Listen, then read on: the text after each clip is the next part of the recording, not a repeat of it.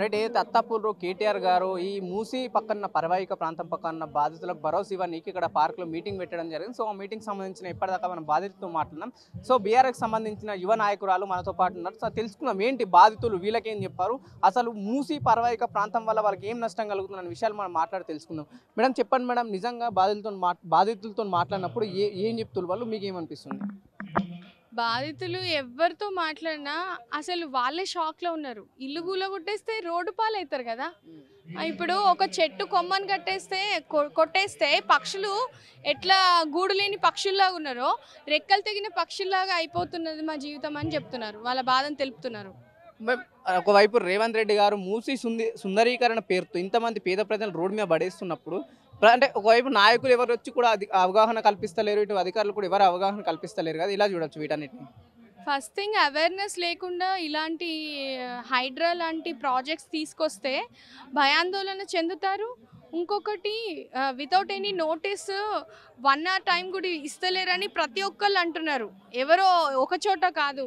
అంటే వాళ్ళకి 1 hour time, 1 day time ఇస్తే కనీసం వాళ్ళు కూడబెట్టుకున్న సామాన్, ఫ్రిడ్జ్ ఉంటుంది, అల్మారా ఉంటుంది, టీవీ ఉంటుంది, అన్నీ వాటి మీద మనకు హక్కు లేదు కదా. వాళ్ళు ఈఎంఐలు కట్టుకొని రక్తం చెమట దారబోస్తూ తెచ్చుకున్నారు. ఇల్లు గుళ్ళు కొట్టేసే ముందు వాళ్ళని సామాన్ తీసుకునే టైం అన్నా ఇవ్వాలి. అది చాలా ఎట్లా అంటే రౌడిజం లాగా ఉంది. అది గవర్నమెంట్ పాలనలా లేదు, రౌడిజంలా ఉంది.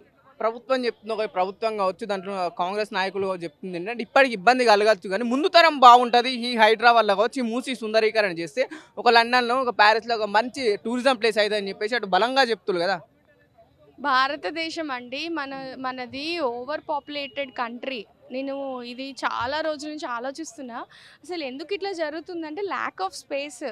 ఇప్పుడు అదర్ కంట్రీస్లో families, small family, nuclear families ఉంటాయి. కానీ మన దగ్గర అట్లా కాదు, లార్జ్ ఫ్యామిలీస్ ఉంటాయి. అక్క, చెల్ల, తమ్ముడు, అన్న, మళ్ళీ పెదనాన్న, చిన్నాన్న, బాబాయి, మళ్ళీ పిన్ని, ఇట్లా ఉంటారు.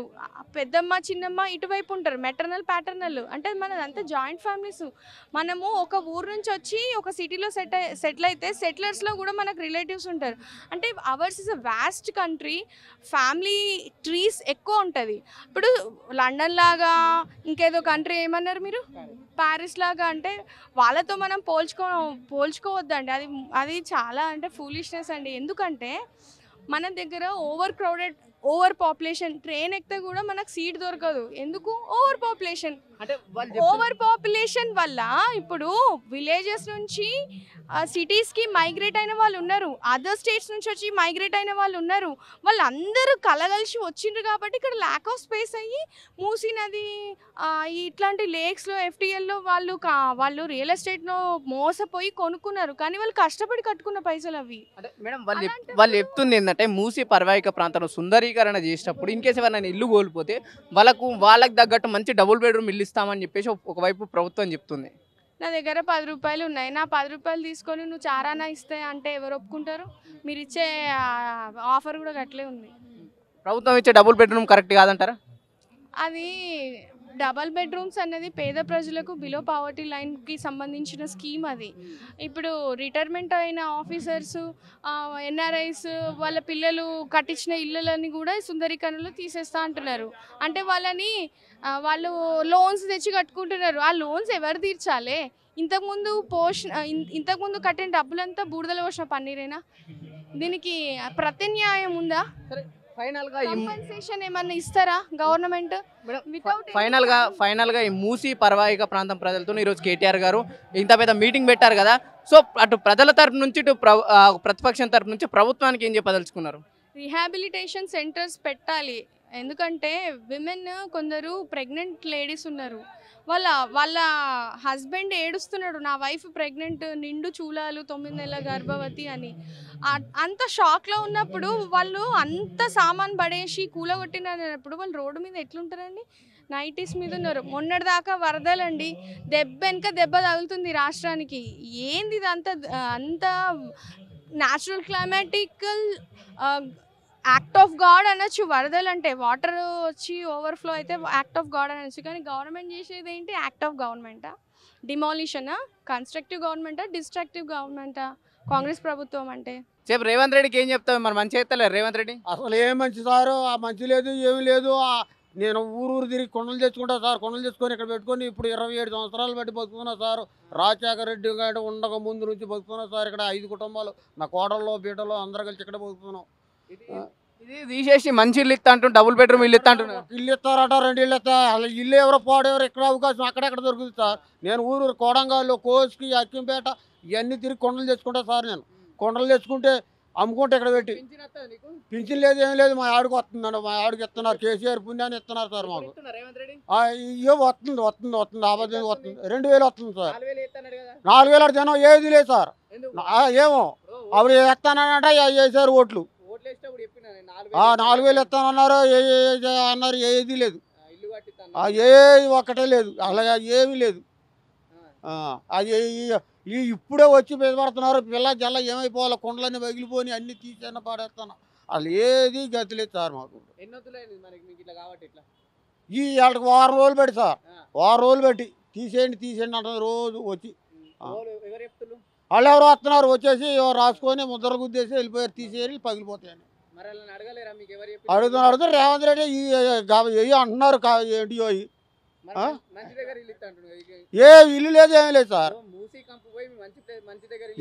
ఎక్కడో ఇస్తే ఇక్కడ అవకాశం అక్కడ ఏటో వస్తుంది. రోడ్డు మీద కొండలు అమ్ముకొని బతికేది మాకు. ఆ డబుల్ బెడ్రూమ్ ఏమో ఎందుకు ఆ డబుల్ బెడ్రూమ్ ఎక్కడ వెళ్ళి బతుకుతాం? అది ఉంటాయో పోతాయో కూడా తెలియదు. అవి ఏదైనా ఏం కావాలి, ఇదే కావాలా మరి ఏం చేయాలి? నేను ఇది లేకపోతే ఎక్కడ బతుకుతాను సార్? మా ఆవిడ ముసలితో నేను ముసలోడిని. ఎక్కడికి వెళ్ళి బతుకుతాం? పాపం కొడంగల్కి వెళ్ళిపోయి కొండల బొండలు అవన్నీ తెచ్చుకొని అమ్ముకుంటున్నాను నేను. ఏదో అక్కడ తిడుతున్నారు, జనాలు చేస్తాం అంటున్నారు. అక్కడ అంత కుమ్మరోలే. సొంతూరు రేవంత్ రెడ్డి ఆడు జనం చేస్తున్నారు. మళ్ళీ 50 సంవత్సరాలు కాదు, జీవితంలో కాంగ్రెస్ రాదు. కాంగ్రెస్ అనేది జీవితంలో పడదు ఓటు. ఒకళ్ళు కాదు, ఇద్దరు 10 ఓటు తిడుతున్నారు. అటు కడుతున్నారంటే అక్కింపేట, గుద్దేల, కోసుకి, తొగాపూరు ఈ మొత్తం తిడతామే. ఏది లేదు. వాళ్ళే మరి బోల్డర్ ఉండే మరి వాళ్ళకి కూల కొడతారో సత్తారో ఏం చేస్తారో ముండా మోతారుకు వాళ్ళు సత్తారు బతకరావు. మొత్తం మమ్మల్ని మా గోడు పాపం తగులుద్ది పోతారు. అయితే ఆ కాంగ్రెస్ వాళ్ళు పోతారు, మొత్తం పోతారు. ఏ మంచి చెరు మంచి చెరు వాడు జనం ప్లేస్ అవుతాడు. సంపాదించుకోవడానికి రూపాయలు దొరకలేదు అనుకుంటా దీని మీద పడ్డాడు. ఇప్పుడు అక్కడ చంద్రబాబు చంద్రబాబు వీళ్ళందరూ వేశారు. ఈ ఓట్లు వేసి గెలిపించారు చంద్రబాబు. వ్యాపారం పెరుగుతుంది, జనం పెరుగుతుంది, ఏమీ పెరగదు. ఉండలు ఉసిరి తగిలిపోతాడు. ఏం చెప్పాడు జనం చేస్తారు. వాళ్ళు ఎక్కడ మా మాట ఎక్కడ వింటారు? ఇవాళకి 10 రోజులు బట్టి అన్నం లేదు. ఇవి వచ్చిన తిండి తిల్లా. నేను ఓటేలే, ఎందుకు పోరి ఓటు కాంగ్రెస్ ఏదో అభిమానం. ఆ అభిమానం మీద వేసాం, బుద్ధి గడ్డి తిని వేసాం. ఇక చేసాం. రేవంత్ రెడ్డి అని సూనియా అని చూసి వేసాం. ఓటు ఇద్దరు అయితే అయింది. సీఎం అయితే ఎవరికి కావాలా? ఏం పెడుతున్నది? 4000 అండో, 5000 అండో, అది అండో, ఇది అండో, ఫ్రీ అండో. ఇల్లు బీకి బాగా దిగుతుండ. ఇప్పుడు ఇల్లు బీకి చేస్తున్నాడు. ఏం చేయాలో అర్థం కాదు సార్ మాకు. ఎట్ట బతకలుగో అందరూ అదో అయ్యో నిన్ను అంత ఓటేయండి బాబా, మేము అక్కడ పెడతాం ఇక్కడ పెడతాం, మీకు పెద్ద బిల్డింగులు కట్టేస్తాం, అది చేస్తాం ఇది చేస్తాం, వాగౌట్ ఎందుకు పెద్ద బిల్డింగులు కట్టేస్తాం అని చెప్పారు. అదే ధరముడు ఏముండదు. ఏముంటాం రోడ్డు వస్తే మటుకు. ఇగో ఈ కేసీఆర్ చెట్టుని కానించి వచ్చిన కానించి హాయిగా బతుకుతున్నాం, తింటున్నాం. రాజశేఖర రెడ్డి ఉండ కానించి నువ్వు అనోళ్ళు లేదు, అనోళ్ళు లేదు, చక్కగా బతుకుతాం.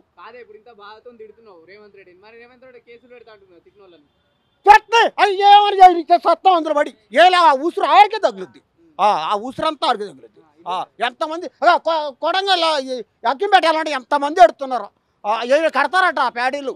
వాటి గురించి ఎంతోమంది ఎడుతున్నారు. అందంట ఎంతోమంది అడుగు. నేను ఊరు తిరిగి కొండలు తెచ్చుకుంటా సార్. కొండలు తెచ్చుకొని ఇక్కడ పెట్టుకొని అమ్ముతా.